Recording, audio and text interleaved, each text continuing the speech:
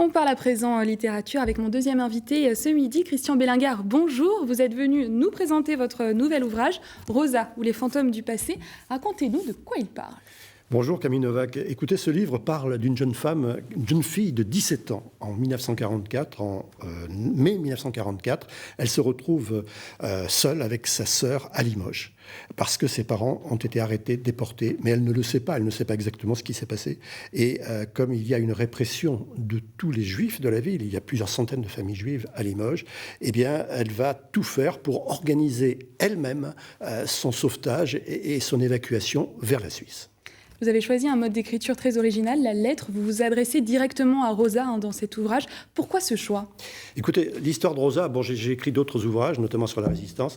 Là, franchement, quand j'ai découvert cette histoire, elle m'a touché le cœur. Je veux dire, voilà, je cherchais comment m'adresser à elle et j'ai pensé à la lettre parce que c'était le mieux. Je voulais lui rendre hommage.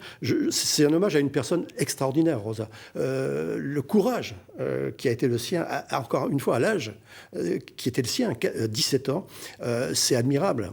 Et puis ce n'est pas tout, il y a une vie compliquée derrière, après la reconstruction, donc tout au long de sa vie, jusqu'à la fin de ses jours, et la manière dont elle a transmis aussi son histoire. Parce que ça, c'est extraordinaire. Au-delà de...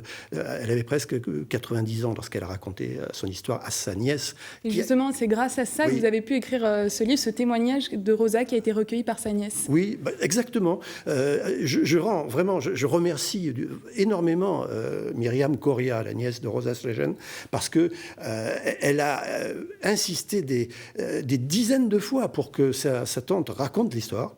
Et un jour, le 25 avril 2011, je crois, 2012 peut-être, elle l'a fait. Et c'était, voilà, tout simplement merveilleux que cette histoire puisse enfin être transmise. Et moi, lorsque j'ai découvert par hasard l'histoire, j'ai eu accès aux propos tenus par Rosa grâce à sa nièce. Et vous avez également mené des recherches en parallèle aussi pour écrire ce livre. C'est un petit peu ce que je fais habituellement. Je travaille sur des biographies en général. Et là, c'était le cas aussi. Donc, bien sûr, par une lettre, mais il n'empêche qu'il faut étayer l'histoire par des références à ce qui s'est passé. La période de l'occupation à Limoges, la milice, la Gestapo, la collaboration sont au cœur du livre. Merci beaucoup Christian Bellingard d'avoir été avec nous. Je le rappelle donc le titre de votre dernier ouvrage, Rosa ou les fantômes du passé. Merci.